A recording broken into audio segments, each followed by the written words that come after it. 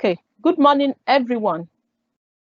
And I would like to welcome you to today's webinar. My name is Olanike Adeoye, the main facilitator of today's webinar. On behalf of the SPE Lagos Section Chair, Mr. Michael Oyere, we would like to welcome you to today's webinar, which is Thriving with Emotional Resilience, organized by the SPE Lagos Section 61. Today's webinar will provide insight on what we need as professionals, why our brains resist change through some unwanted emotions, what we must do differently as resilient professionals, and how to assess our emotional awareness and resilience gaps, and how to regulate our emotions, and so on. Please let's pay attention and eliminate all sources of distractions in order to maximize value from today's webinar. Please let's take note that we'll only be able to interact via the chat box. So please let's type in all our responses, our questions into the chat box. The webinar promises to be very interactive with mixture of games and quizzes and questions, interactive exercises. So we have with us this morning a behavioral change expert, a peak performance coach, management consultant, corporate trainer, and a professional speaker, a former emergency room physician with the Nigerian Air Force Hospital Lagos, who is presently the CEO of the Winbox Consulting, Lagos-based human capital development firm, providing world-class brain science, research-driven behavior, culture change interventions for promoting the workforce well-being in nations building and organizations excellence. Please let's make welcome with me Dr. Deji Osasona, also known as Dr. Osaz, for today's webinar. So Dr. Osaz, good morning and over to you. Please, you need to unmute yourself, Dr. Osaz. And please share your desktop, sir. Okay. All right, good morning, everyone. Thank you for having me. I'm so grateful for this privilege to rub minds with great minds, Society of Petroleum Engineers. Thank you, Odion and Madam Olanike, for putting me through all this. Okay, so we'll go straight to why we are here, thriving with resilience or thrive with resilience. And you will agree with me that this is an essential topic in the world today as a result of the COVID-19 pandemic disruption. It came up to a lot of us unaware. I mean, a lot of us were caught unaware when this COVID-19 pandemic set in, and a lot of disruptions have been setting in our social life, in our professional life, in our businesses, in our personal lives, and a lot of changes are happening. And as a result of these changes or disruptions, some are coping well, some are not. And because of this, it's also affecting the mental health of some people, some their physical health, some their performance at their work, and some people their relationship is affecting. But the good news is this: wherever level you are, or wherever you are in the spectrum of the impact of this COVID-19 pandemic on the whole world, there is a solution. There is a solution, and one of the key solutions is being able to build your resilience. We're going to see what resilience is all about and why it's key to thriving at this time. So what we're saying essentially is this: it's not enough to survive it. You can move from surviving to thriving once you can up your resilience. And on this note, I say thank you once again for having me. They call me Dr. Osaz. I had to shorten my surname because on radio, during the days of sharing live issue, a lot of people struggle to pronounce my surname, Osasona. Some will pronounce it in the name of the football club in Spain, Osasona. So I just decided to shorten it to Osaz, and it's easier for a lot to call that way. So, okay. Oh, so sorry. I didn't put my video was off. All right, so my video is on now. Okay, thank you very much once again. All right, I represent Winbox Consulting, and she has introduced us briefly.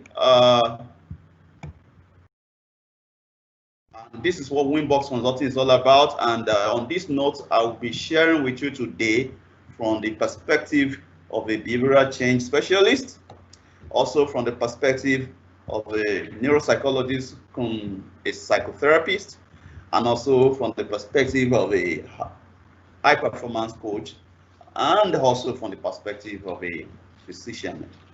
Maybe a bit from management consulting dimension, all with the goal to up or improve or boost your emotional resilience capacity.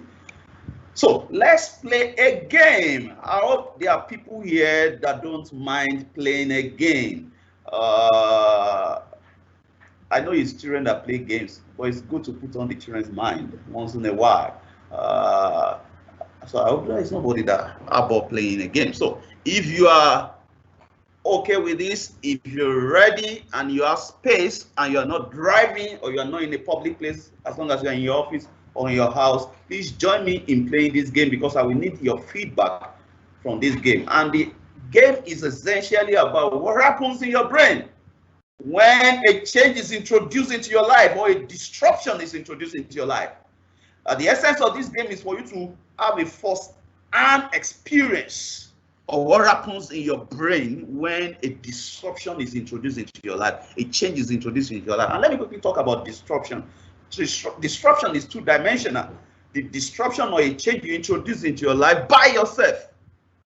For example, at the beginning of the year, you decided that you're going to save and invest about 30 or 40% of your monthly salary or income. Now, possibly you were not doing that before, or maybe it's only 10% you were even saving aside and investing. But now you decided because of a building project or because of a major project, you decided to increase it to 30%. It's a disruption. It's a change you are introducing into your life. What happens in your brain when you introduce that change? Another one, it could be a promotion at work. From being a supervisor to be a manager, or from having a team member of about, let's say 10 or 5 to about 15, or increase responsibility, increase workload. Or you were single before, but you are not married. It's a change. So in other words, when we are talking about disruption, we are not even talking about negative things alone, like COVID-19 pandemic. Even positive things are disruptions in our life. And your brain will respond to it the same way. And your lack of awareness, lack of understanding of what happens in your brain can be your undoing. Lack of understanding or lack of awareness of what happens in your brain when any form of change or disruption is introduced into your life can be your undoing. Your undoing for your mental health, for your physical health, for your performance at work, and for your relationships. So, not just positive things anyway, negative things like a job loss. I don't know where you are presently. I don't know what your situation is presently. It could be even reduction in salary. It could even be the fear of redundancy, because redundancy is in the air. They are laying off. Companies are shrinking their workforce strength. And your consciousness of this has introduced a disruption to your life. It could be the COVID-19 pandemic disruption because of the disruption to you don't like not connecting with your family members physically. You like going for fellowships or religious activities. Oh, one day you are in Lagos and all of a sudden you have to stop this because of social distancing. Some of us, the disruption could be staying indoor. You are not used to staying indoor for 24 hours. Now you have to work from home. You have to work from home, staying indoor with your spouse and with your kids. And it's a change, it's a disruption. Your brain will respond to it. Some of us, you are not just working from home. You are also doubling as a staff of your organization and as a teacher to your kids. Because now they are staying at home, learning, and you have to guide them. You have to be involved in their educational experience because it's now an online learning. That's a change. So what happens in your brain? And that's the essence of this game. And that's why I want all of you to participate in this game. It's fun. It's learning driven, it's interesting, and we're going to learn from it, we're going to discuss it, and it's experiential. All right, so if you're ready, I'm ready. There are 3 aspects to this game called the brain and change game. Remember, the game is just simulating what happens in real life, what happens in your brain in real life. So it's called the brain and change game, and there are 3 aspects to this game with specific instruction. Now, the first aspect or phase of this game is called the Stop and walk game. Stop and walk game. And what do we mean by stop and walk? Now, the normal meaning of stop is for you to stop. The normal meaning of walk is to walk around, right? Within the small space you have where you're standing right now.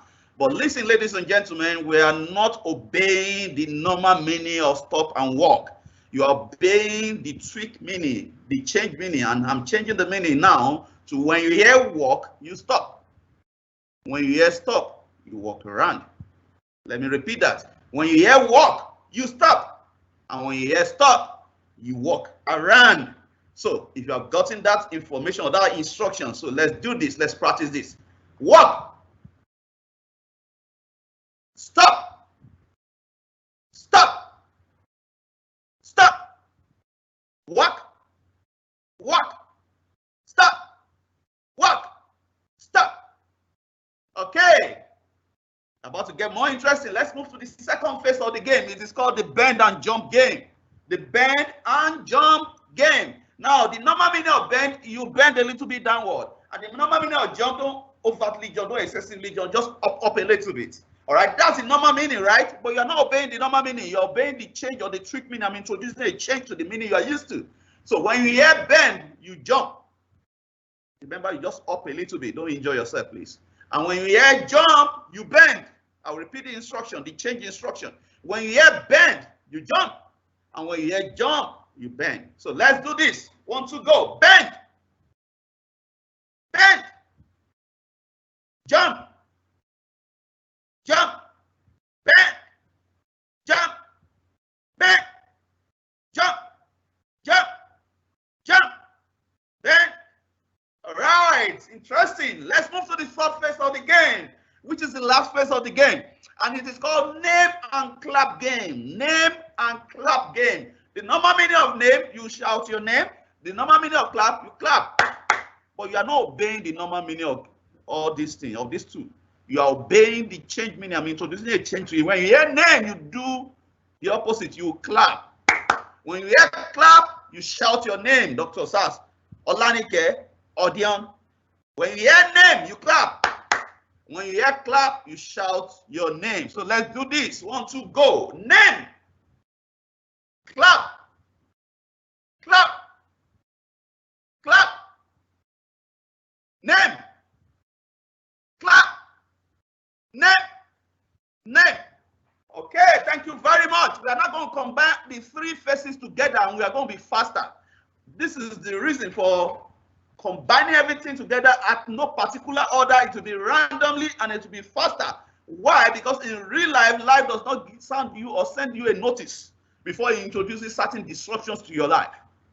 And sometimes the speed of this introduction is beyond your expectation. It's not regulated. Sometimes challenges can come, barrages or challenges, one after the other consecutively like that. Sometimes some excitement of life, positive things of life can come in barrages in series like that.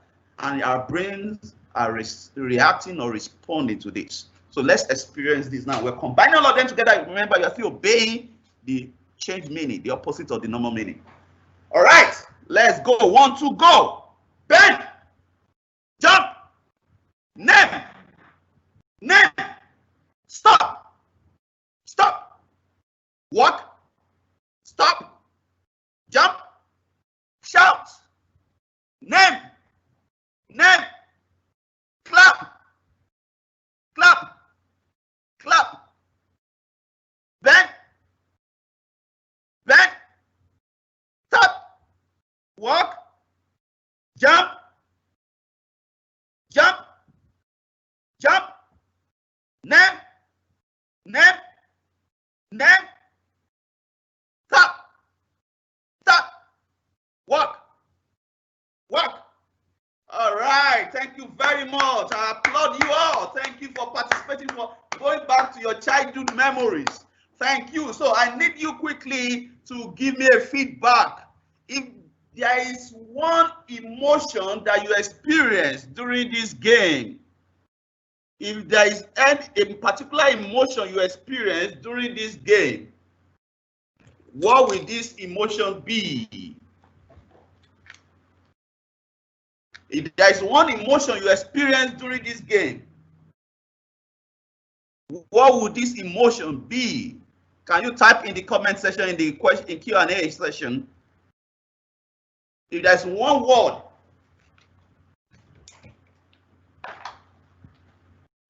to qualify the emotion you experience during this game, what would they be?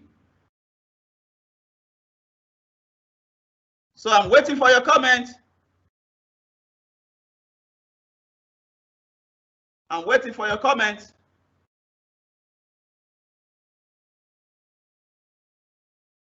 Somebody said confusion.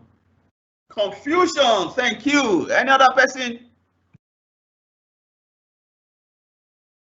Any other person?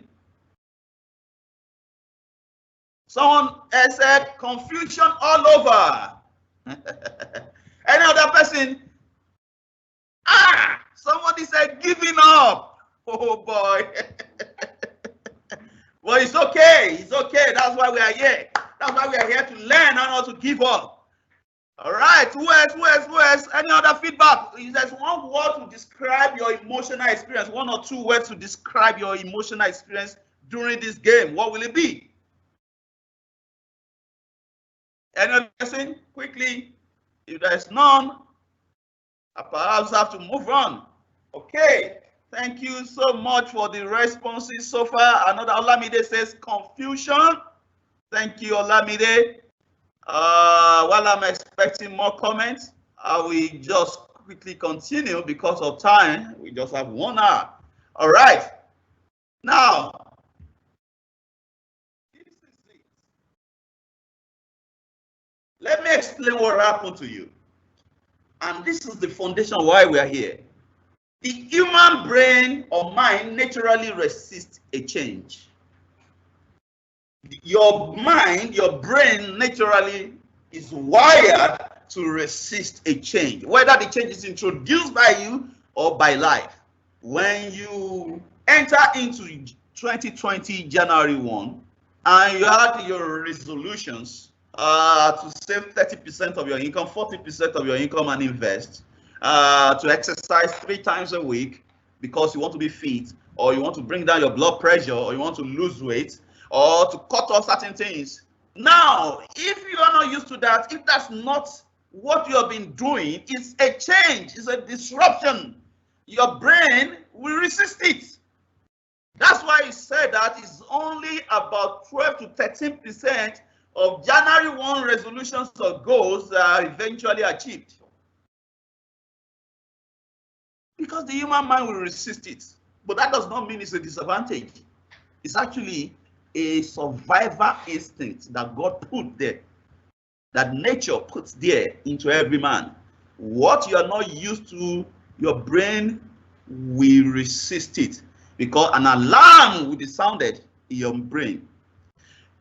What you have already been used to, your brain has established it as a normal part of it, as reinforce it as a neurological pathway. The moment you first did it, a pathway is established. The moment you repeatedly practice it, that neurological pathway is reinforced. It becomes a habit. Averagely, we say 21 to 60 days for a habit to be formed, and about 60 to 90 days for it to become a lifestyle. Now, you introduce a lifestyle that is different, that your brain is not used to, your brain will resist it. How does it do this? How does it do this resistance? It's by calling forth some emotions from the midbrain. I will not go deep into all those medical terms. It calls forth emotion, and the chief of the emotion, especially depending on how you interpret the situation, chief among the emotion is the emotion of fear. It uses this to resist this change. Fear of the pleasure that I'm going to forfeit. Fear of the price that I have to pay. Now, this is where the problem is for you and I. The emotion itself is not the problem. It is what the emotions hijack in us. It is what the emotions influence us to do, the actions, the behavior it influences in us. Why? Because we say behavior is a coping mechanism for an emotion we are handling at a point in time. Either an emotional pain we are running away from, or an emotional pleasure you are attracted to.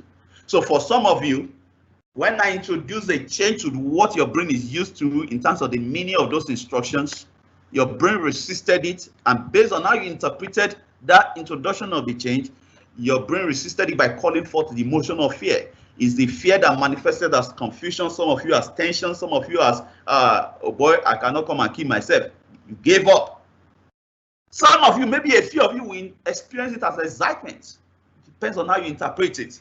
And I will explain why some people could experience it as an excitement. It's the same reason why some people do better under pressure, while a lot of people, majority of people, succumb to pressure and their thinking brain actually shut down. So this is what is happening if you're looking at your screen. The way your brain resists change is by calling for certain emotions. And the emotion is usually from the midbrain. If you look at this screen, you will see two diagrams on the screen. The colorful one is what I want you to focus on first. So there are three colors that distinguish the three major parts or categories of the human brain. And these three major categories of the human brain actually represent the three stages of brain development.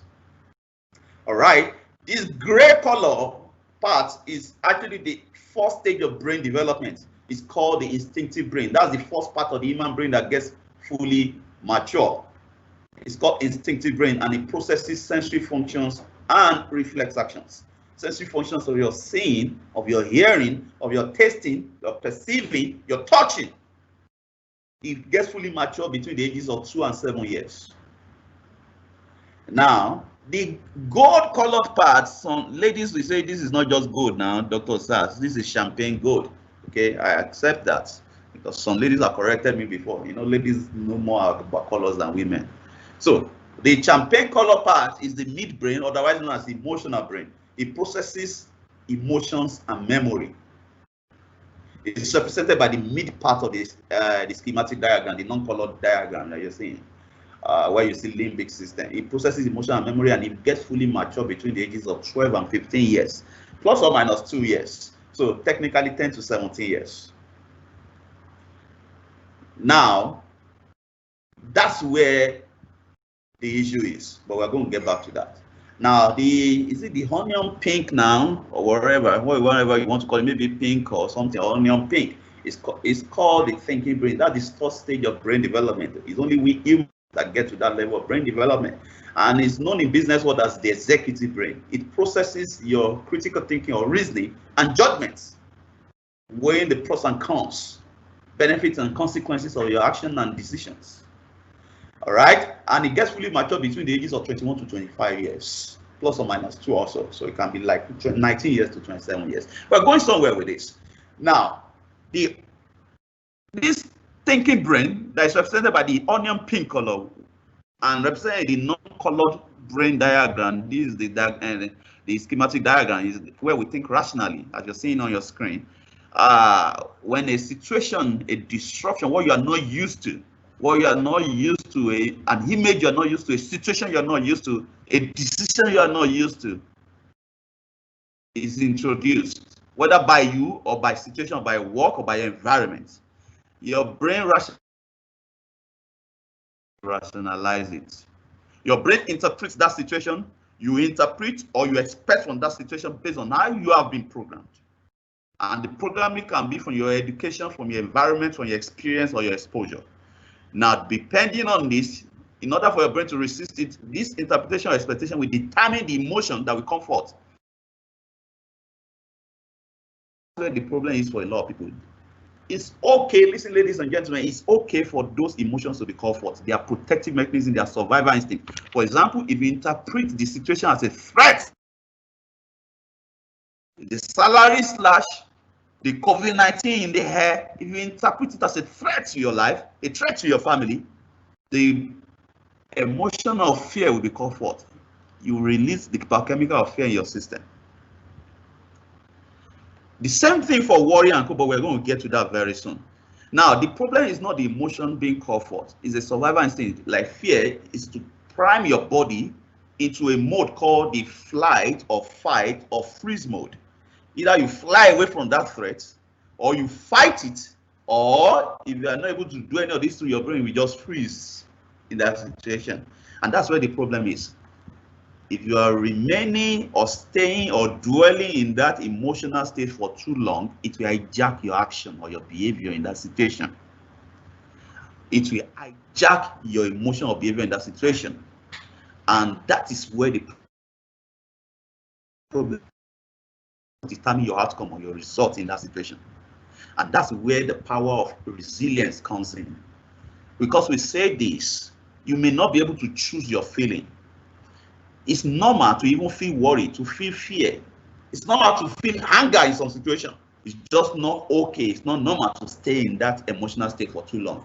Because once you stay in that emotional state for too long, like you're seeing on your screen, it will hijack how you behave in that situation. And that behavior may sabotage your health, physical health. It may sabotage your mental health. It may sabotage your finance. It may sabotage your performance at work. It may sabotage your relationships.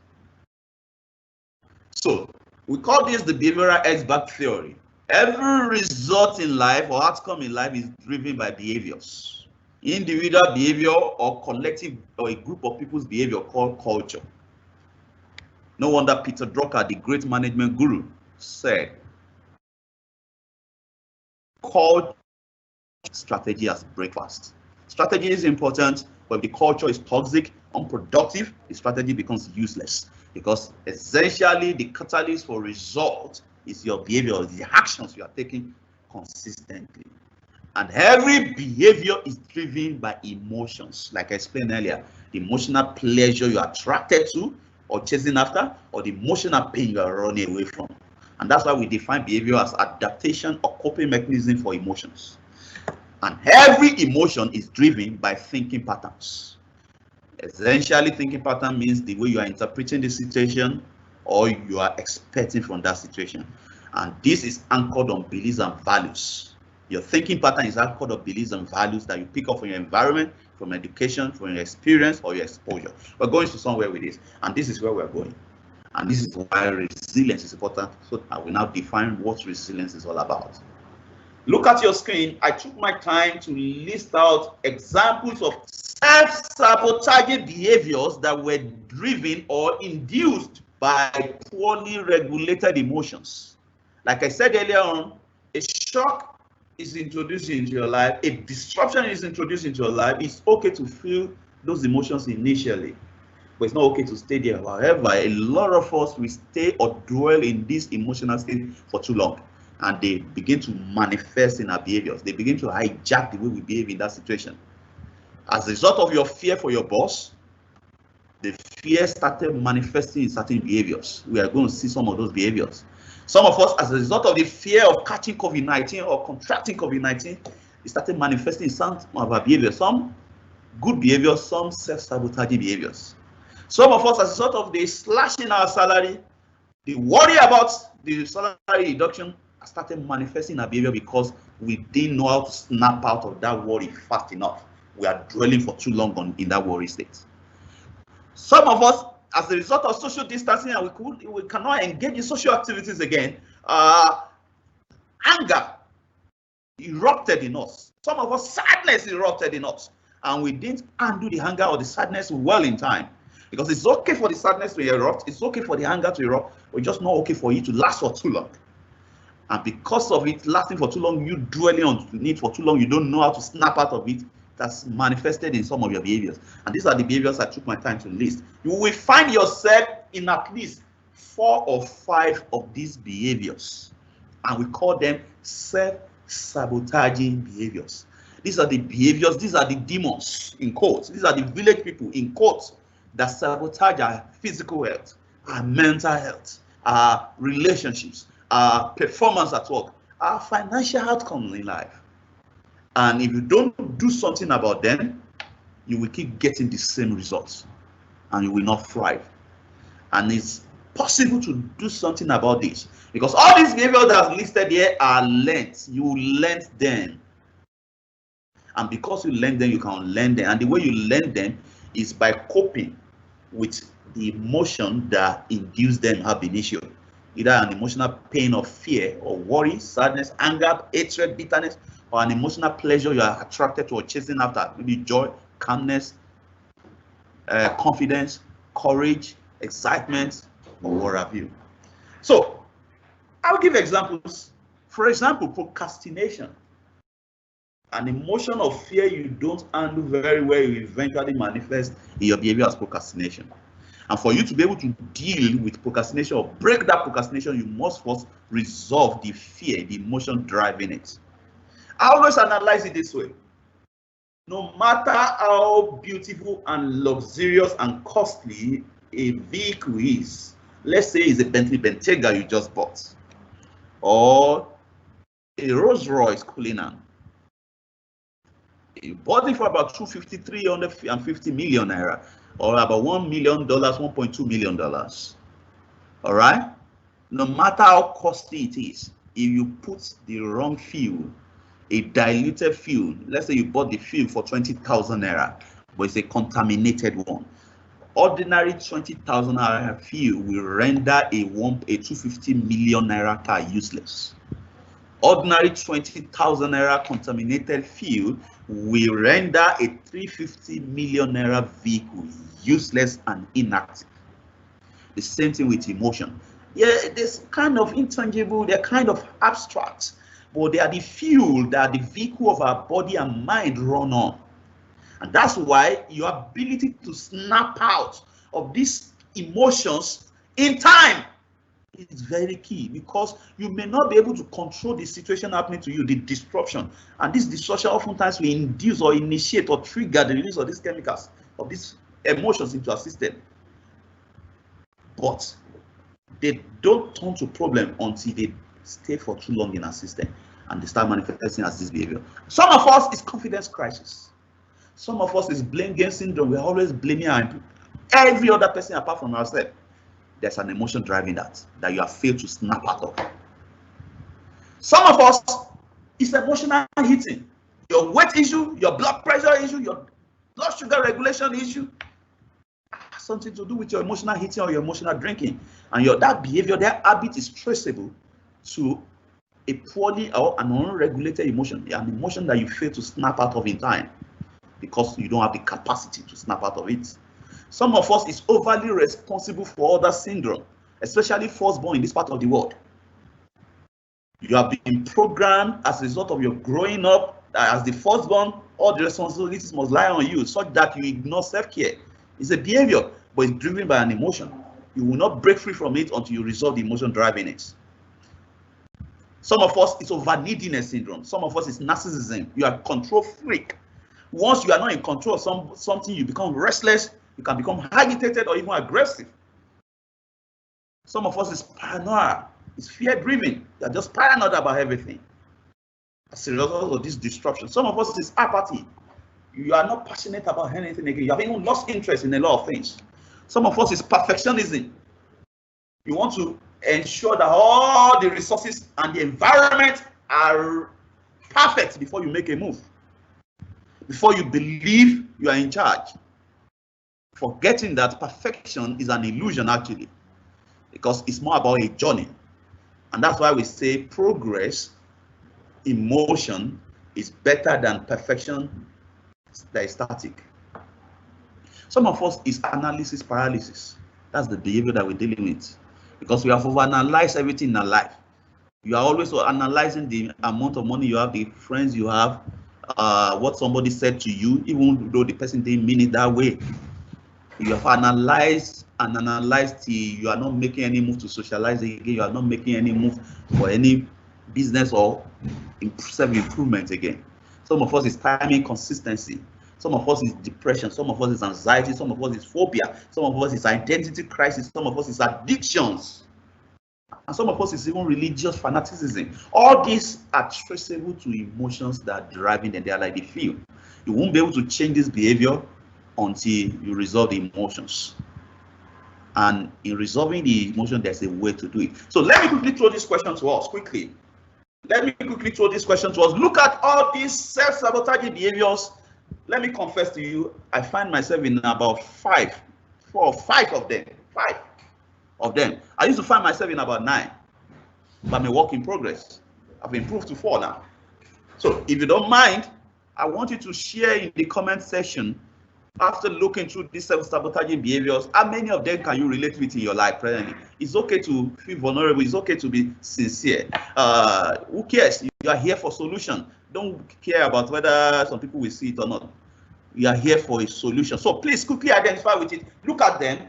How many of these can you identify with in your life? We say self-awareness is the first step to any self-improvement journey. When you are not even aware of where you are and what the problem is, then how do you improve? How do you improve? Some of you, your health issue, your mental health issue is traceable to some of these behaviors. Some of you, your physical health issue is traceable to some of these behaviors, which are traceable to the toxic emotions you're running on that you have not been able to snap out of. Some of us is our financial issues. They are traceable to this. Relationship issues, performance issues at work. So which one can you relate to? Don't mention them, just mention the number. Type in the comment section, the chat box. How many of them you can relate with? Some of you it will be 2 or 3, some of you it will be 10, some of you it will be 8, some of you 11. It's okay. All right, I'm waiting for you quickly. I'm waiting. I'm waiting, ladies and gentlemen. Let's feel free. Let's feel free. It's for the purpose of learning. Thank you. The comments are coming in. I like this. Okay, Anonymous, you mentioned workaholism. Just mention, put the number. How many of them can you relate with? Don't specify. In order to maintain a level of confidentiality, don't specify. Just put the number of these self-sabotaging behaviors that you can relate with. Quickly, I'm waiting.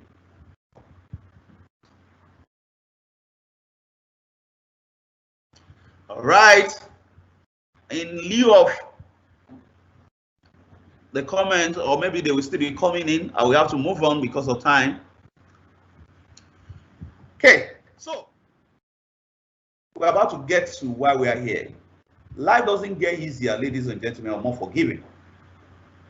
It's we that we are meant to get stronger and more resilient. In order to thrive, in order to grow beyond the challenges, disruptive times introduced into our life, we must become more resilient. It's a VUCA-D word, ladies and gentlemen. Especially, it's been a VUCA word before this COVID-19 pandemic. That is a volatile word, uncertain word, complex word, and an ambiguous word. But with this COVID-19 pandemic, in fact, it's been a disruptive word before COVID-19 pandemic. But COVID-19 has come to accelerate all these 5 the more. It has come to accelerate. That's why I say to people, COVID-19 is not the introducer of a lot of changes we are experiencing in our society, in our industries today. COVID-19 has just come to reveal gaps in competence, gaps in structures, gaps in systems. Countries are struggling, your organization is struggling to handle this COVID-19 pandemic very well. It's a revealer of gaps in your HSC. It's a revealer of gaps in your emergency preparedness. I also say COVID-19 pandemic is just an accelerator. If your industry is now struggling, if your personal finances is struggling, your business is struggling, it's just an accelerator. It's not the one that initiated the change. Most likely that industry is already struggling with the technological disruption. Now COVID-19 pandemic came and is forcing a lot of us to move faster into the digital world, into the virtual world. So let's not blame COVID-19 pandemic. Let's look inward. What gaps have I allowed in my life? And one of the gaps is in your resilience. Is in your resilience. I will skip all this. So when disruption gets introduced into your life, when the wind of life, wind of disruption, like COVID-19 pandemic or whatever challenge you face, or sometimes overwhelming demand or increased workload, once it's introduced in your life, do you bend or do you break? Do you bend or do you break? And that's where resilience comes in. Your ability to bounce back from whatever life throws at you. I would have taken us through this exercise, but it seems as if people are struggling to comment. So I will have asked this question.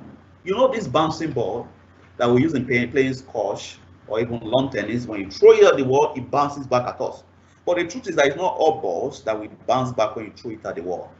There's a difference between this bouncing ball that we use in squash or lawn tennis and the regular plastic ball. And that's the reason why they are able to bounce back, why the bouncing ball can bounce back. And essentially it's because of what the bouncing ball is made up of. While the plastic ball is made up of just plastic, the bouncing ball is made up of a material whose character is responsible for the ability to bounce back. Then secondly, the air inside the bouncing ball is able to help it to bounce back. So the combination of the air inside and the nature, the material which is made up of, if you change the material to plastic, it will stop bouncing back. If you deflate the material, even though the material is intact, you deflate it and the air goes out, it will struggle with bouncing back. So we say your ability to bounce back from wherever life throws at you, any disruption, is a function of your content and your structure. And that's where resilience comes in. And it's the third competence in emotional intelligence. Your ability to manage your feelings and impulses when they go south, when they go awkward. And the truth is this, ladies and gentlemen, even if you are a bishop, you are a chief imam, you are a professor, once in a while, your feelings will go awkward. Life will happen to you. But the ability to manage them, to snap out of them if they are not working for you, if they are going to be toxic to you, in your decisions, your ability to avoid hasty judgment, your ability to anchor your actions or your behavior on certain value, feedback, open to people that will give you feedback to concerning your blind spots, and you being able to be adaptable, the ability to motivate yourself even when you don't feel like it, the ability to make the most of opportunities even when your feelings are of discomfort. That's what resilience is all about. That's what emotional regulation is all about. So we say it's the capacity to prepare for disruption and recover from shocks and stresses of life. But not just to prepare for this disruption, you must be able to adapt and you must be able to grow. So meaning that we have 4 components. Yes. Your ability to or challenges or disruptions of life. That's 1. Your ability to adapt to them. That's 2. Your ability to recover from them and your ability to thrive, that is, grow from them into creating your. And why is it important? Please say 1 or 2 here. It's key to your mental health, it's key to your physical health, it's key to your relationship, it's key to your performance at all.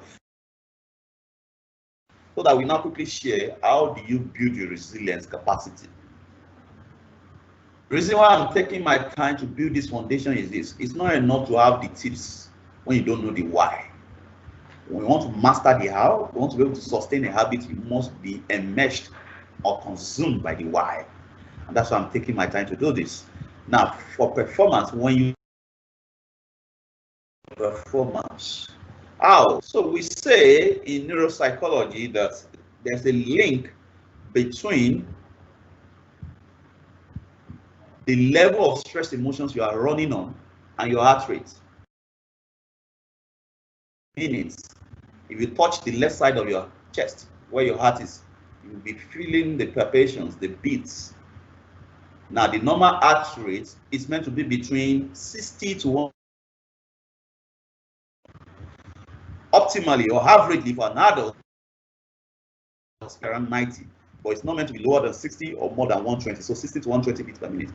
When the stress emotions you are pumping into your system, because they are essentially biochemicals, the feelings, when you are pumping them into your system and they are rising and you are not able to snap out of them, you are not able to regulate them, they will get to a level, a threshold, it will start affecting your heart rate. Your heart rate will start rising. Now, apart from the heart rate rising, the more your heart rate rises, the less your thinking capacity becomes, because there is an inverse relationship between your heart rate and your cognition. Cognition means thinking or reasoning functions. So let me repeat this. The higher your stress emotions, the higher your heart rate in beats per minute. And the higher your heart rate is, the lesser your thinking capacity is. As a matter of fact, there are scientific validity to this. We can give numbers to it. We say once your heart rate is rising slightly above the upper limit of normal, which is 130 beats per minute, just slightly above 120, the upper limit of normal, you have already lost 70% of your thinking capacity. You are left with only 30%. about the stress emotions you are running on, the toxic emotions that you are dwelling on, the heart rate rises further and it gets to about 175 beats per minute. You have lost about 97% of your cognitive or thinking capabilities. You are left with only 3%. And that's what we call mind blindness. You become more prone to errors, wrong decisions, wrong judgment. You start labeling people, you start getting into conflict, you start becoming aggressive because reason, critically think in solving problems, in making effective decisions, in weighing the pros and cons, the benefits and consequences of your decisions and actions. It's no longer functioning adequately. In fact, it's the reason why you can be in the midst of opportunities and you will not see the opportunities. It's the reason why a lot of Nigerians will be in the midst of opportunity, but the only thing they are seeing is the problems around them. Someone can be in a stuck state for 10, 20 years and not know what to do because they cannot create options. Their creativity is down as a result of their thinking brain that's been shut down to just 3%. But there's hope. You can get out of it by clearing these chemicals from your system, by mastering how to snap out of these emotions with resilience skill. It affects your physical health also, but we only touch this under physical health because of time. Resilience training itself, emotional resilience training is a 4-hour training, but we just compress it to 1 hour. So this is meant to be just an introduction to it, all right? But also to be able to equip you with some basic skills that you can pick right away from this 1-hour session to go and run with. And possibly you want to learn more, then we can discuss more on that. So there's a man called Professor Anseli. This is the man that coined the word stress. He's an endocrinologist who eventually became regarded as the grandfather of pathology, the area of medicine practice that studies the cause of death or the distribution of diseases, or the cause of diseases. And he did a lot of morbid pathology.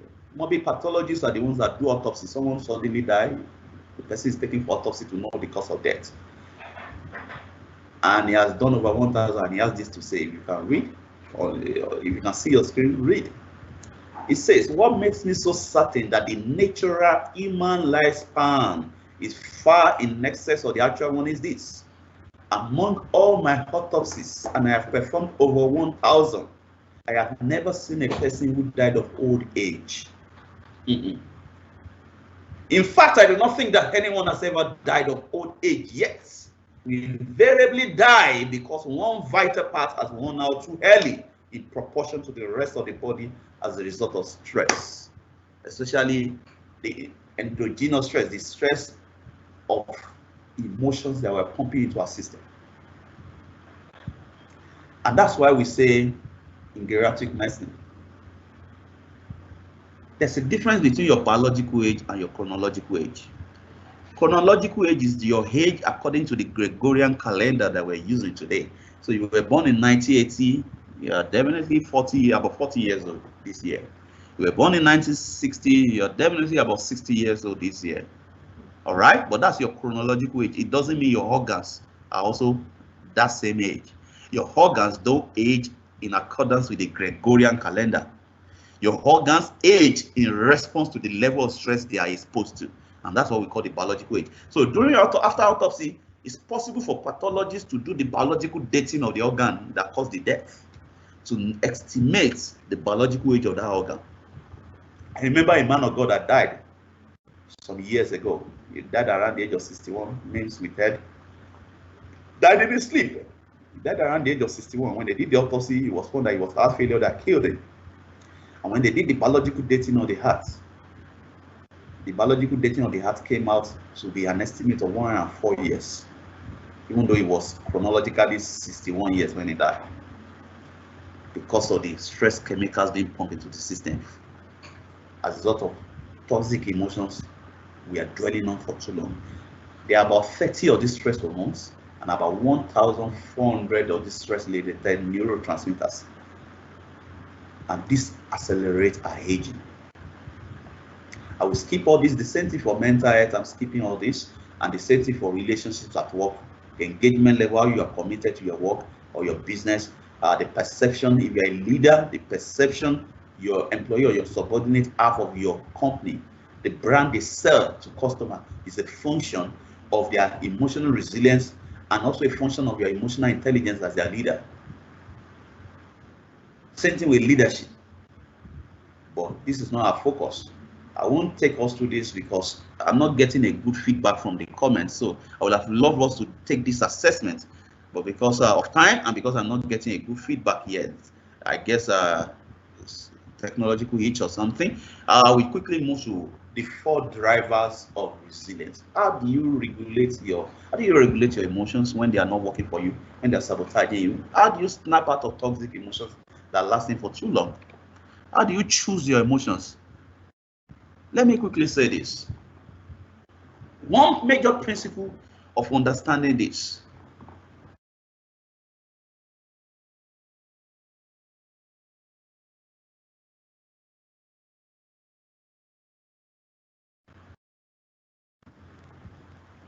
oh, what happened to the internet? Huh? Okay.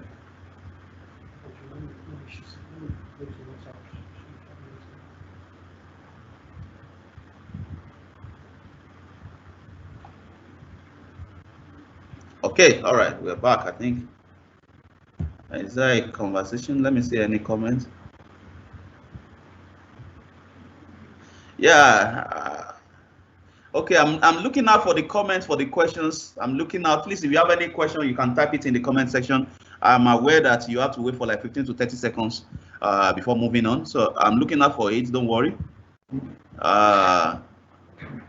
Just type in your question at any point in time. Don't wait till the end. Type in the comment section. Or Dion will be on the lookout also. Mrs. Olanike, type in your questions, and if you're responding to my questions also.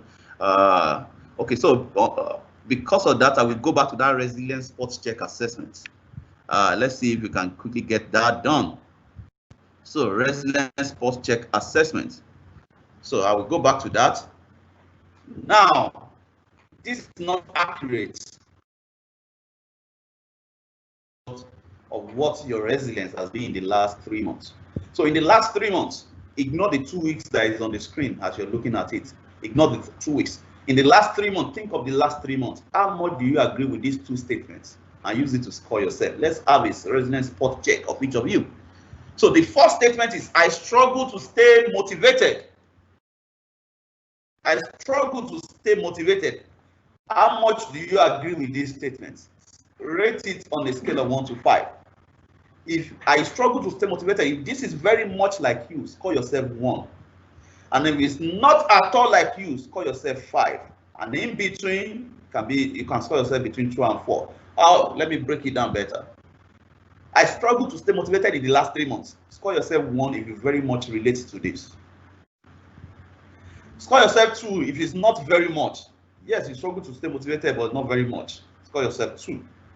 Score yourself 3 if it's just often. It's just often. Yes, you struggle to stay motivated, but it's just often. Maybe it's just weekly, or once in 2-3 weeks. Score yourself 4 if it's just once in 2 days. It's more than often. It's frequent. Oh, sorry, I'm mixing it up. Let me repeat it again. Sorry about that. I struggle to stay motivated. Score yourself 1 if it's very much like it's regular. In the last 3 months, you have regularly struggled to stay motivated. Score yourself 1.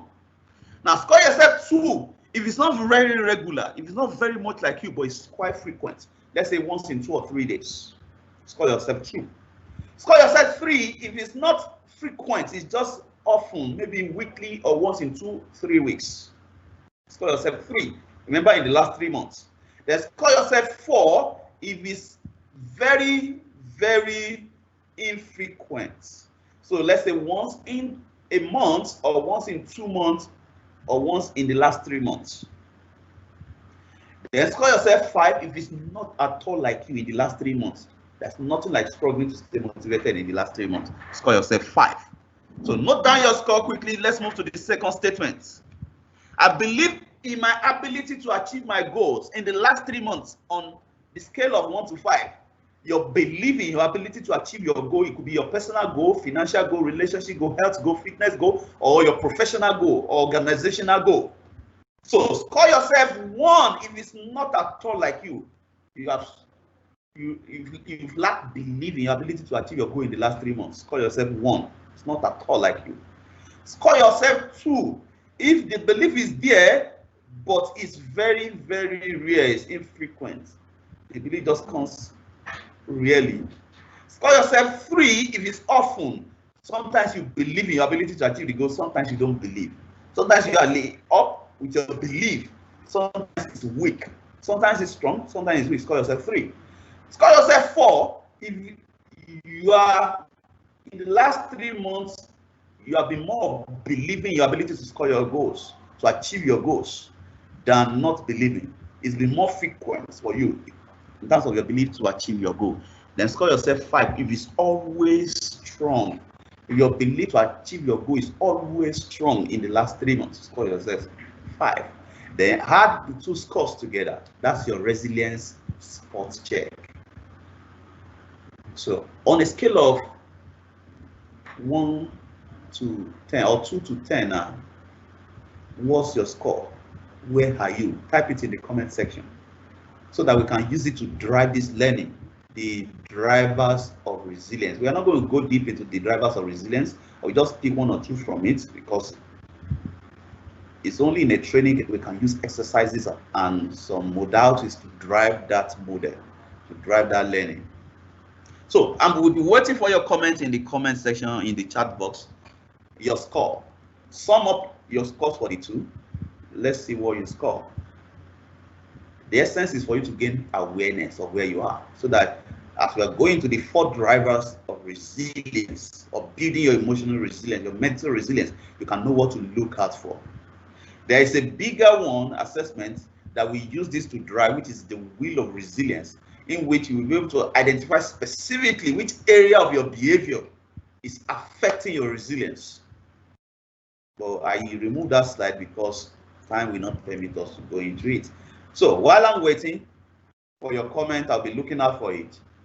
There are 4 drivers of resilience. You want to be able to regulate your emotions. You want to be able to choose your emotions in the heat of the moment, in a challenging time, when there's an overwhelming demand on you, when pressure is mounting on you, in the face of the disruptions right, left, and center. You want to be able to regulate your emotions. You want to be able to choose the emotions you are running on, you are staying on, you are dwelling on. You want to be able to snap out of the one that is not working for you, that is unhealthy, that is unproductive. Then you must be able to master these 4 factors and turn them to your behavior, to your habits. And I base this model on what I call PAC model. I developed this a couple of years ago as a result of years of facilitating this training or speaking on resilience, and I discovered it can quite be technical for people to understand. So I was always thinking, how can I make it simpler? How can I be more creative with this? So there was something that happened to me last year, one day, after 11 p.m., I was even about to sleep, and I received a call from the wife of my very, very close friend who lives in Oneru, and he said, we just rushed your friend to the hospital. And when I asked what happened, and she described his symptoms, immediately I knew what was happening, because I understand, I'm privy to his medical condition. He has a heart condition actually. So I was worried because I don't want the wrong hand to handle it. It can be disastrous. So I quickly jumped out of bed, live in Lekki Phase 1, so not far away from Oneru, and jump out of bed, enter my car, zoom off, and on an Admiralty way, as a result of the emotion that was evoked as a result of the situation, I think I was speeding without being aware. Most likely I was driving around 60 to 80, if not more than that, on Admiralty Way in a neighborhood. So when I got to the main gate of Admiralty Way, which definitely police officers will always be there after 10 p.m., I was waved down, and they were shouting at me, "Park, park, park," with their guns. They didn't want to hear anything. I wound down my glass a little bit and shouted to them. Doctor on emergency call, they didn't want to hear because I was speeding anyway. I pulled over, and the next thing they shouted after parking is, "Inner light! Switch on your inner light!" I guess they want to gain clarity of who is inside. Long and short, they delayed me for like 3 or 5 minutes and they eventually let me go. But something changed. I was no longer speeding. And I still got there in time. I was able to offer my help and everything went well. So when I was returning back, I started introspecting and reminiscing on what happened. And I was wondering, could this be that God allowed this police stop to change my speed? Maybe if I had continued with that speed, something bad will have happened. Maybe we'll have crashed the car, bash it against another car, crash into somebody or a group of people. What will have happened? Only God knows. But the park helped me to change my emotion. And it dawned on me that the same thing can happen with us in life. When disruptions are introduced into our life and emotions start flying in us, emotions of fear, emotions of worries, emotions of anger, of sadness, of upset, of frustration, of disappointment, of hatred, of bitterness, we can learn to park our emotions. And when we learn to park our emotions, our inner light can come on. Our inner light of clarity, our inner light of creativity, our inner light of calmness, our inner light of confidence. So let me look at the responses for the comments before we go ahead. Okay, I'm looking through. You have published many scores, but I can't see them. So I'm wondering, okay, I can see them now. Sorry, I can see them now. Oh, interesting. 7/10, 6, interesting, lovely. I guess because I was speeding, I'm too conscious of time. I was missing it out. Oh, sorry. So I've seen the scores. Interesting. That's good. So this is it. Park model is all about P, pausing to know what you feel and why.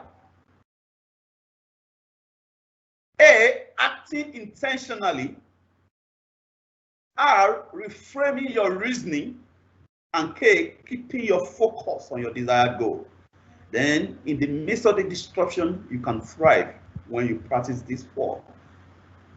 Meaning that your inner light will come on. Your inner light of clarity, of confidence, of creativity, of calmness, of courage, regardless of what you are facing. Let's look at this. How many people can try this? Try to do this. Try to do what you're seeing on your screen. Try. Let's see how many people can do it. Because of time, I will not ask you to respond. All right. You will discover that, okay, it's okay. Stop. It's okay. You will discover that a lot of you are trying to do this. Some of you are still trying to do this, and some of you have discovered that you cannot do it because this guy has 6 fingers. You no get 6 fingers. You have 5 fingers, except you have 6 fingers. So there's no way on earth, under heaven, that you can practice or do what you're seeing on your screen. You don't have 6 fingers. But guess what happened? I introduced a competition into your life. Let's see how many that can do this. It's a disruption. And emotions were evoking you. That yes, I should be able to get it. And you were eager to get it. Anticipation, emotion of anticipation. You didn't pause. The emotions hijack your action and your decision. Even though you are looking at it, you didn't see the 6 fingers. So your physical eyes were open, but your mind eyes were blind. Because the emotion were evoking you and it became excessive. Some of you, it took like 10 seconds, 50 seconds for the emotions to calm down and your thinking brain to come up and you're able to see that, oh boy, this is 6 fingers now, there's no way I can do it. The same thing in life. If we don't learn to pause when emotions are running in us, the emotions will hijack our thinking and it will influence our decisions and action, and we'll be prone to error. We're prone to the self-sabotaging behaviors that will affect a lot of things in our life. We must learn to pause. Let me give you a classical example with this schematic diagram. If you look at this schematic diagram, you will see arrows there. Now, there are 3 parts of the human brain that I explained earlier, right? When a situation happens, when a disruption happens to you, the signal from that disruptive situation gets to the basal part of your brain, which is at the back part and lower part of your brain, otherwise known as your instinctive brain, like I explained earlier. Then you see more of it, you hear more of the situation. In fact, that's when you start realizing that this situation is becoming rampant everywhere, because you are seeing more of it. It has activated your sensory organs, because instinctive brain regulates sensory organs. The moment you decide that you want to get Toyota RAV4 2020 model, even though, or the moment somebody said, I will buy Toyota RAV4 2020 model for you, even though you have not been seeing it on your way to your house when you are returning back from work, the moment they told you and you go and Google it, or you saw the picture, as you are going back home, in case not taking, you will count up to 5 to 10 Toyota RAV4 2020 model on your way home, because the signal got to your instinctive brain, activated all your sense organs. That's why it's possible for someone to say something insulting that you interpret as insulting, and when you are relaying to somebody else, you will relate it more, you will relay it more, because you will add more things, because you heard more than what the person said. Now, the signal will further get to your midbrain, the emotional brain, and emotions will be evoked, and memories will call forth. Then, cares not taking, the emotions are too intense, the signal might not even move further. It might get trapped in your midbrain, so that you will be acting from your emotions. For some people, the signal will travel further to their thinking brain, and their thinking brain will help them to analyze the pros and cons of the actions and decisions, that even though these emotions are driving you to take this action, your thinking brain will now help you to analyze it, to put reasoning to it. But in a situation where you have already acted on the emotion, or the signal does not even get to the thinking brain because the emotions were too intense, and the area in the midbrain called amygdala trap it, you'll be acting from emotion, and you'll be prone to error because you are not critically thinking or analyzing it. It's the same thing that happens when you receive your salary alert. And on your phone, boom, boom, the salary alert comes in, or it shows, it gets displayed on your system. Email, salary alert. Signal gets to your instinctive brain, you see. In fact, when you remove your eyes from the system, you can see the image of the email or the salary alert in your head. You can hear the sound boom, boom, repeatedly in your head, even when the sound has stopped. Then the signal gets to your midbrain, emotions are evoked and memories are evoked. Then you start remembering things that you have denied yourself because you didn't have money. Somebody that peppered you, did pepper then gang for you because of the cloth you went to buy, and it's using to brag to you, and you are just waiting for the salary to come so that you can prove to him or her that you can afford that also. All those emotions and memories will call forth, and cares not taking, they will hijack your action, and you will spend that salary anyhow. Then the signal will eventually get to the thinking brain, and your thinking brain will now boot, and you'll be wondering, where did half of my salary go? Now we say, if you can pause your action, even though the salary alert has come, all the emotions are flying, you are excited about the salary, excitement is in the air for you, or you are eager to prove to the people that you are not poor, or to run away from a particular pain, an emotional pain of not being able to satisfy your emotional craving, or buying a particular food, or eating at a particular place. You are able to pause your action, your decision, and allow the thinking brain to get your thinking brain, the signal to get to your thinking brain. Sometimes it might be required delayed gratification of about a day or two, depending on you. It varies with us. When your thinking brain boots and catches up on the signal, you will spend that money better.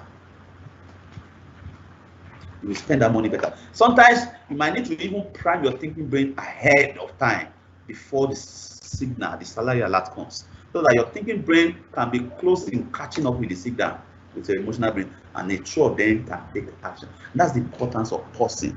A lot of behaviors, a lot of things, actions that we take as a result of the emotions. Somebody insults you, pause. Don't act immediately. You just lost your job, pause. Don't act immediately. Don't even decide on anything yet. Don't even give any interpretation to that job loss yet. Because the tendency is there that you will start interpreting the job loss or the salary slash as the end of the road. And once you interpret it as a threat, the emotion of fear will keep pumping into your system. If you interpret it as uncertainty, the emotion of worry will keep pumping into your system. You interpret it as a block to your goal. The feeling of hunger will keep pumping into your system. Pause. Allow your thinking brain to catch up so that it can help you analyze the situation better. I will move on to this and I will wrap up. And the reason why you need to pause is this. Every emotional experience you have undergoes three phases, has three components: the trigger, the impact, and the action. A situation does not automatically translate to your emotional experience. You will not see a situation, significant live event in the sequence, in the three components of emotion. Why? Because the situation, the disruption does not automatically translate to the emotion you are experiencing until it becomes a trigger or there is a trigger. So what are the triggers? The triggers essentially are the way you reason or your sense of purpose or how you interpret that situation or what you are expecting from that disruption. Your triggers are essentially your interpretation of the disruption or your expectation from it. And these are based on how you have been programmed to interpret that situation from your environment, from your education.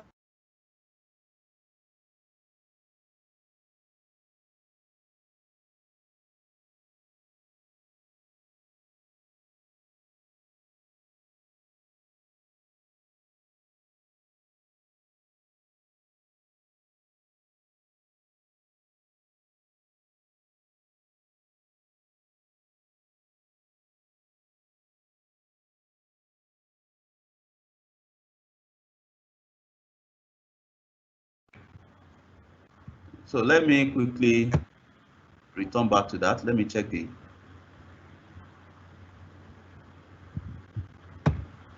Okay, I guess I need to. Okay, this is it's hanging.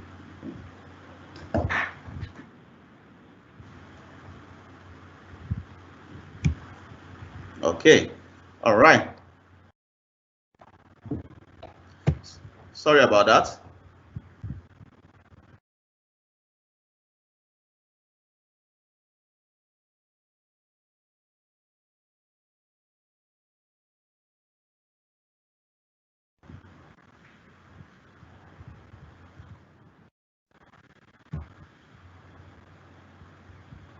So there's a call coming. Okay, let me check that.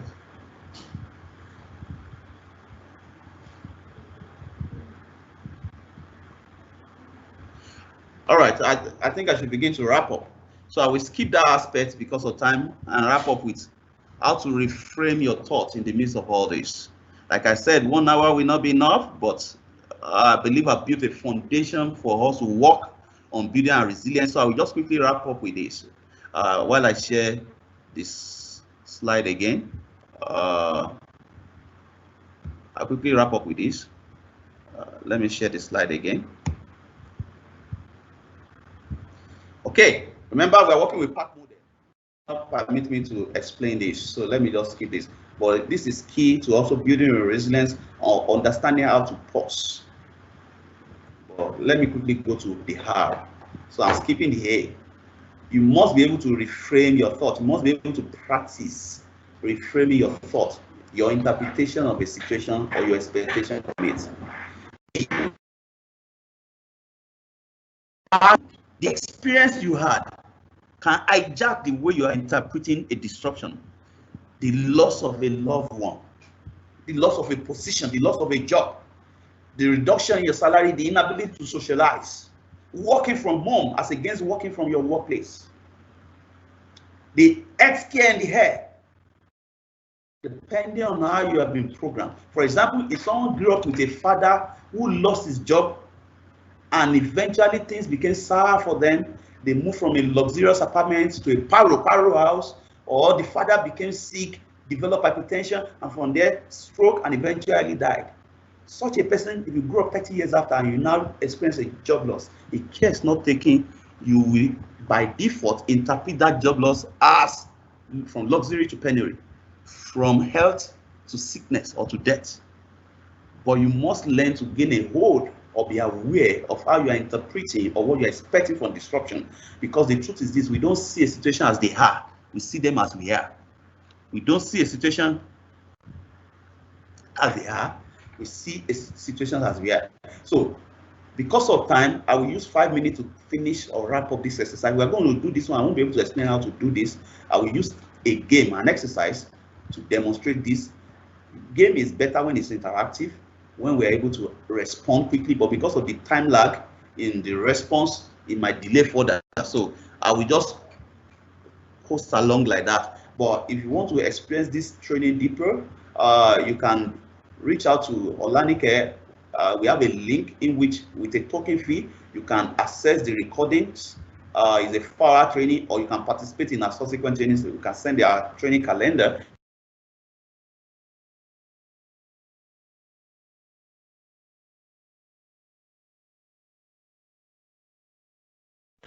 Leadership coach. All right, but let me wrap up with this exercise. So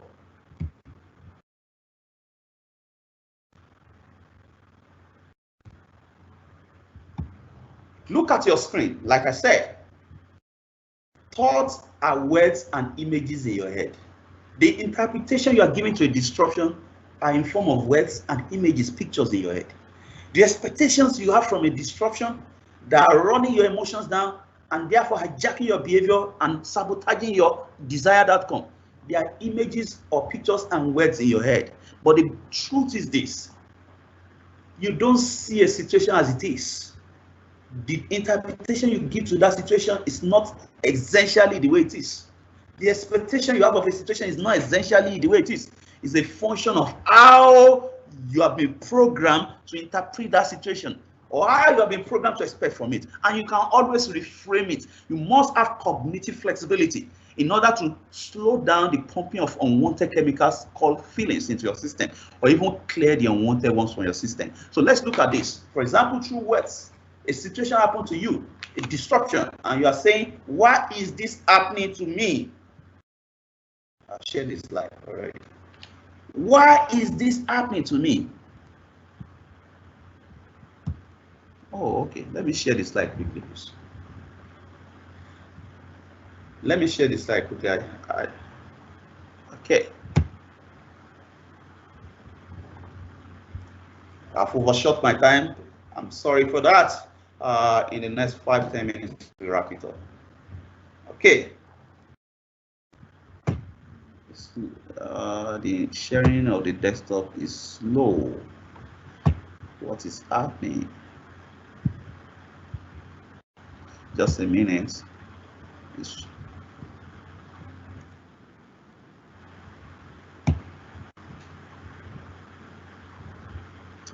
Now, this exercise requires you to see the screen. You need to see my slide to be able to engage in this or participate in this exercise. And it's refusing to share. I hope I'm permitted to share again. I hope you don't need to give me permission, Alanike or Audion, because it's refusing to share from my hand here. So that's just to help. I can share from here if you just let me know which page you are referring to. So I actually was sharing for you a few minutes ago. So I'm going to pull it back up, and then you can direct me to the page you want. Okay, good. So just go straight to the page 37 or 36. Go straight to page 36. So this is page 36 you're seeing on the screen. Yes, thank you. So I was saying that the interpretation we give to a disruption, to an overwhelming demand in our life, to an overwhelming pressure, to a challenge in our life, the expectation we have of it can either be in form of images or pictures in our head and words. So I'm giving an example. Time will not permit us. Usually during the training exercise, we analyze like 10 different words that run people's emotions down and how to reframe such words.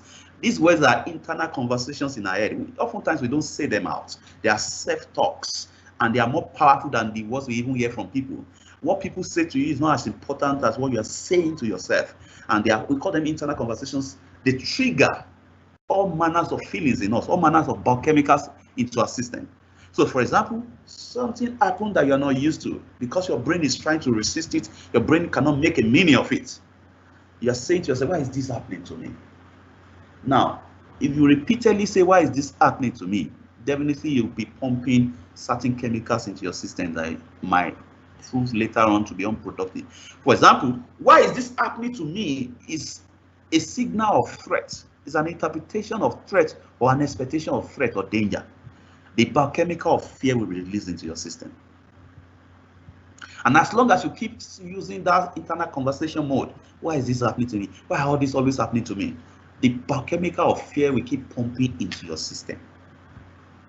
And they will run your mental health down, they will run your physical health down, they will start affecting your performance, affecting your relationship. You will start labeling people, you will start reading meanings to any small thing, something that somebody even said jovially, you will read meaning to it as insult. Because it's the emotion that you are running on is becoming toxic and it's hijacking your behavior. You have the power to reframe it. Instead of saying, yes, it's not something you expected, just something you want, you dislike it, but you can reframe it. Why is this happening to me? Change it to, what is this trying to teach me? The situation is still there. Like we always say, it's less about the situation, it's more about your response to the situation. What is this trying to teach me? One of the ways you need to respond to it is through the PAC model. Pause, act intentionally using the 5 A's, but the time didn't permit me to talk about that. Then reframe your thoughts, reframe the way you are reasoning or interpreting or expecting from that situation. So one of the ways to reframe is to reframe what you are saying to yourself. Why is this happening to me? Change it to, what is this trying to teach me? And the more you repeatedly tell yourself, instead of why is this happening to me, you are saying, what is this trying to teach me? Those unwanted chemicals will start clearing from your system. Those unwanted chemicals will start clearing from your system. Can we move to the next slide, please? Next slide, please, Olanike. All right. For leaders also, a lot of time we leaders, we run our emotions down and run ourselves down. We run our performance down. We run our mental health, our physical health down. The truth is, these situations will always abound in the workplace. You are a team lead, you are a business owner, you are a family head. People will always misbehave. It's in the nature of man to misbehave. You yourself, you misbehave once in a while. We are prone to errors, we are prone to mistakes. But when you are running your emotions down by the way you react to it all the time, you are not damaging the person alone, you are damaging yourself also. A lot of times we are verbally lashing out, verbally abusing, on top of our voice, getting aggressive, burning on unnecessary energy, and pumping into our system toxic emotions. Screenshot this from LinkedIn. There was a time he went to one of their branches, and when he got there, he found one of his employees sleeping during work hour. Some other leaders on top of their voice, who is this guy? What is this happening? I pay your salary. Why you may dislike that situation, but you must be in charge of your emotion, because you must realize that you are pumping chemicals into your system once you are running on emotions that you are not meant to dwell on for too long. You can even express your anger in a dignifying way without raising your voice, without getting unnecessarily aggressive. Look at what Richard Branson did. He reframed his perception. He reframed his perception. He said, in order to remain the first company in the customer satisfaction, this employee worked so hard and now he's so tired, which forced him to rest a little while. And he took a picture with that person and left. Guess what? When this guy wakes up and he sees that, it will fire him up to work better. And Richard Branson also kept his own emotions in check. All right. I will have wrapped it up with the next one, but because of time, I will wait for questions and answer. Let me have questions and answer. There is this exercise that what we are meant to do to wrap it up, or maybe if some questions will warrant me going through these slides. All right, so let me take questions. Let me look for questions. So please type in your, how do you keep your eyes? Okay, so are you able to see the questions, Yeah, Dr. I'm Osaz? seeing the questions. Oh, I should read them out. No, I'm seeing the Excellent. questions. Go ahead. How do you keep your eyes on the big picture in a very challenging situation? I've noted that down. Thank you for that question. How do you keep positive attitude during a very difficult situation? Thank you for that question. When you have someone who doesn't like you just because of your progress in life, please, how do you deal with that situation? Thank you for that question. Let me read more question out. Okay.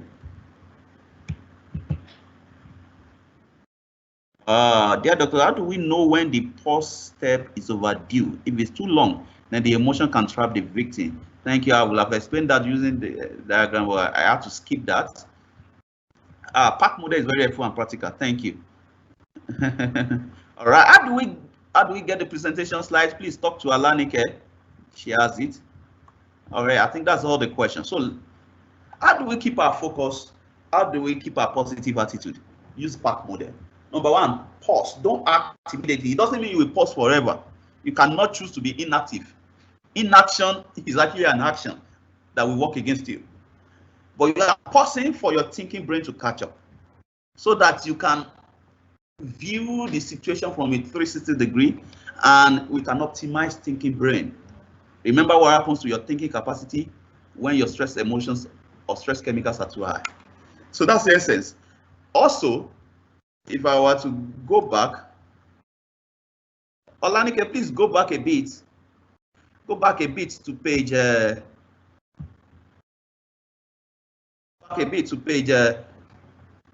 34. Page 34. Let me quickly respond to that. How to keep your focus or keep your positive attitude, because this is key. I skipped this slide because of time, but let me quickly explain it. All right, thank you. Now, remember I said TIA, trigger, impact, action. Your trigger is the way you are interpreting the situation or the disruption or the change or what you are expecting from it. And this determines the biochemicals that are released into your system that you will feel as an impact. So the impact is essentially the feelings and the body arousal. The chemicals are the feelings. What you feel, essentially the feeling of the fear, the feeling of worry, the feeling, whatever feeling you feel is just biochemical circulating in your system. Then your body is aroused or reacts to it through your heart rate, through your facial muscles, through your sweat glands, all manners of reactions, some breathing pattern, and it's this bodily arousal that hijacks our action. It primes us to take action. Now, some of this bodily arousal will not work towards the right action. You need to be able to pause so that your thinking brain will catch up and you can analyze the action you want to take. Will it take me closer to my desired outcome in this situation, or it will take me further away from it? Will it further compound my issue, or it will resolve it or soften it for me? So you can analyze it. And that's why we say you may not be able to choose your feeling, but you can choose your action. So pausing. Then A, which is acting intentionally, act on purpose. And I said there are 5 ways. And these are the ways you maintain a positive attitude. Aside reframing your thought, which I will just quickly go through that. 5 ways. 1, you must accept yourself regardless. The first A under acting intentionally, you must accept yourself regardless. Time will not permit me to explain this. It's a mindfulness training. Accepting yourself regardless. The moment you stop accepting yourself regardless, you will pump chemicals into your system. Why? Because you are designed by nature, by God. You are designed by nature, by God, to accept yourself regardless. That's the meaning, the original Latin root meaning of love. Accepting regardless. When you say you have self-love, you are accepting yourself regardless. When you say you love someone else, you are accepting the person regardless. The moment you stop accepting yourself regardless of what is working in your life and what is not working, the moment you stop accepting yourself regardless of who sees you in a good light or who sees you in a bad light, who stays in your life or who walks away from your life, what you have or what you lack. Once you stop accepting yourself regardless, your brain will register it as a change, as a disruption, because it's not used to that. It's not designed to operate in that environment, and will react to it, and you will move into a fear zone. Because your nature that God created you, even the scripture confirms this for those that are Christian. 1 John 4:8 says the nature of God is love. Then verse 18 says there is no fear in love. Perfect love casts out fear. What it's saying scientifically is this: when you stop accepting yourself regardless, you step out of the love zone into the fear zone. That's why in neuropsychology, we often say that the opposite of love is fear. But the moment you start accepting or return back to accepting yourself regardless, situation may push you to not accept yourself regardless initially, and fear will be released into your system. And this fear will now lead to other forms of toxic emotion that you might be dwelling on for too long. But the moment you discover this and you gain a reign on it, and you choose to accept yourself regardless by returning back to that love zone, fear leaves. Fear chemicals start clearing from your system. So accepting yourself regardless, first A, under acting intentionally. Second A is adapting.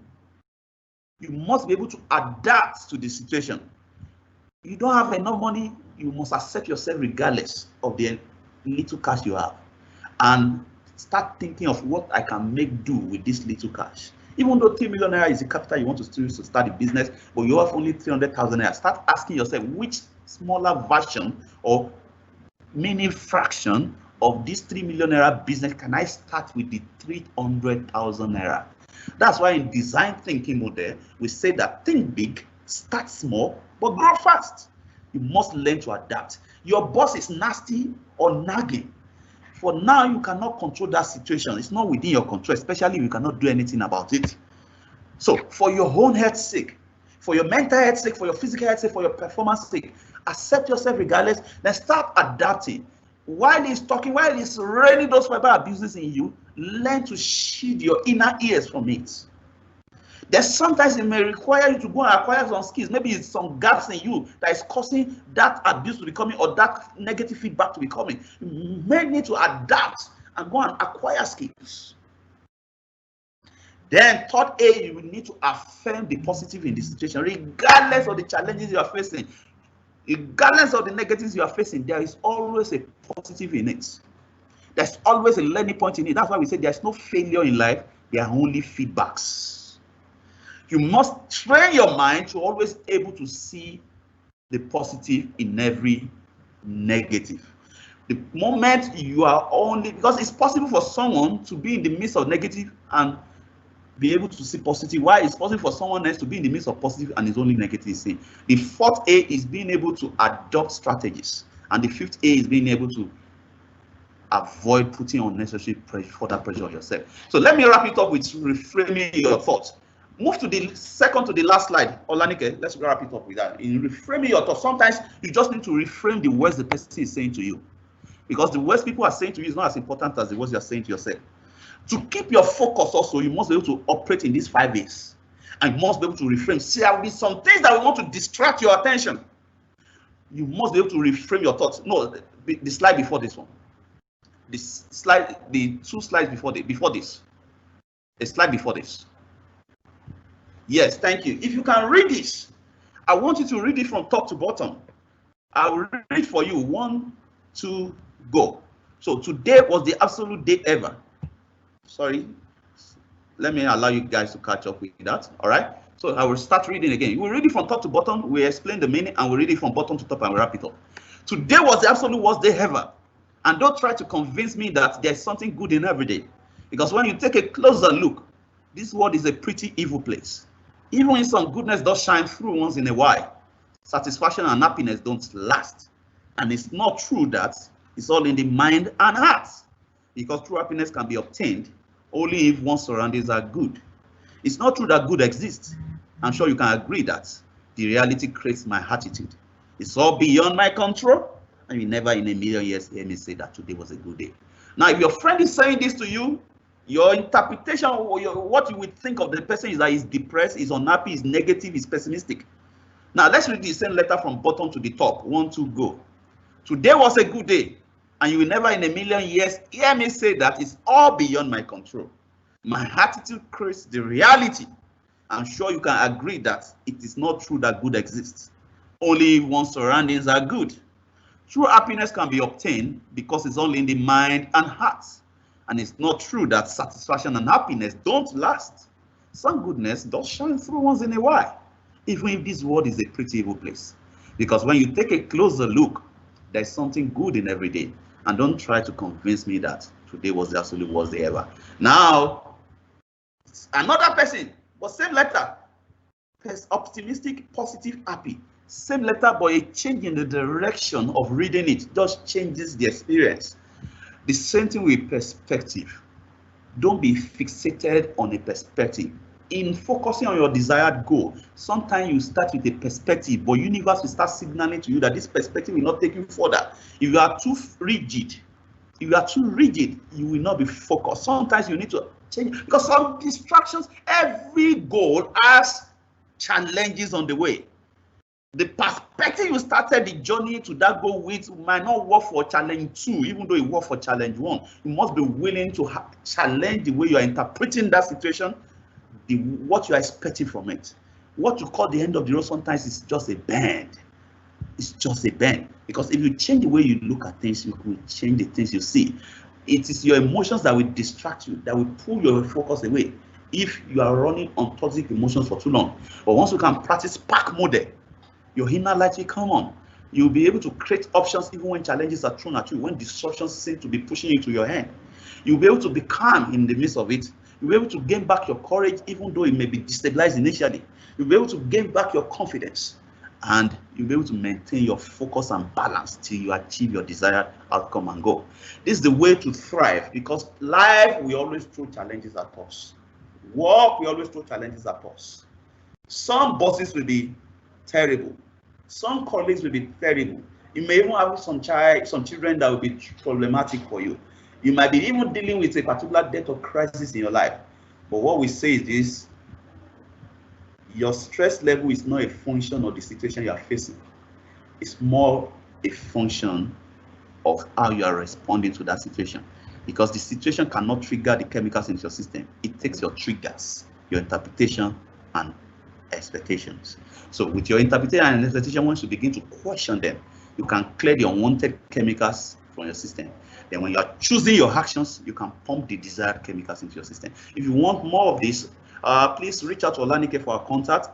We have all manners of behavioral skills training. Everything we do at Winboss is all about behavioral change. So we have behavioral research and assessment that we do for organizations. We have behavioral skills training, behavioral coaching and therapy, and we have some trainings coming up. For example, if you're a leader, you're a manager, you're a supervisor, and it seems as if your members are stressing you out, you need to understand how to influence change in people, because people are coming from different backgrounds. Some of them are victims of dysfunctional homes, dysfunctional environment. So we have a leader as coach training, which is all about behavioral coaching for leaders and managers, in helping them to understand how to influence change in people or help the engagement of their team members to the work they are doing. Then we have emotional intelligence training, we have emotional resilience training, we have mindfulness skills training or mindfulness-based stress reduction skills training. So some of them are available online. That once you reach out to Olanike, we will send the link to you. You can click on the link, and it's just a discounted.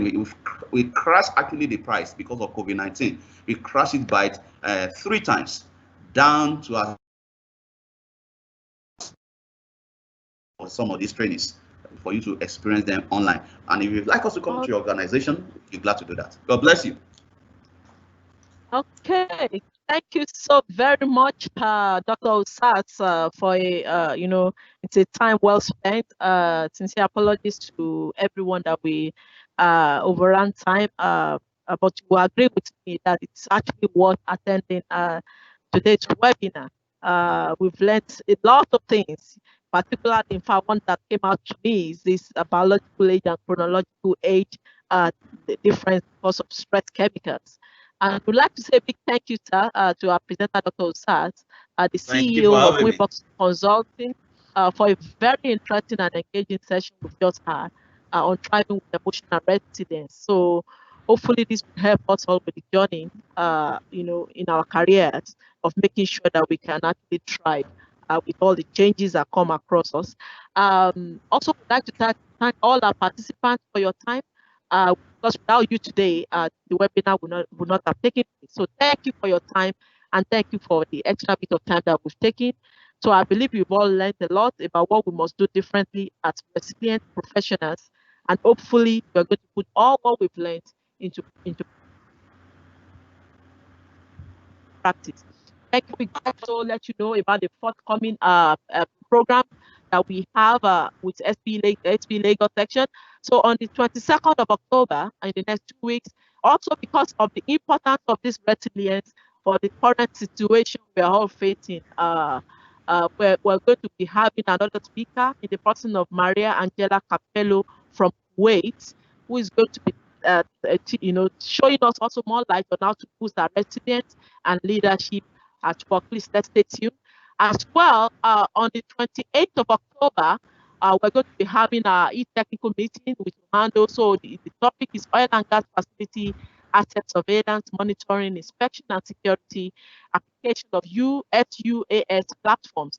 And that's going to be by engineer Anthony Sawyer. Please let's stay tuned. This all promises to be exciting. For inquiries on SPE registrations of membership renewal, please kindly contact the emails and the phone numbers that we are currently displaying so that you can get more information. And for membership benefits, please go to www.spe.org and follow the link that we're showing. Please stay connected with SPE Lagos section on Twitter, Instagram, LinkedIn, Facebook, YouTube, email, our website. So what say thank you, and please do have a wonderful day. Thank you, and God bless you. Bye for now.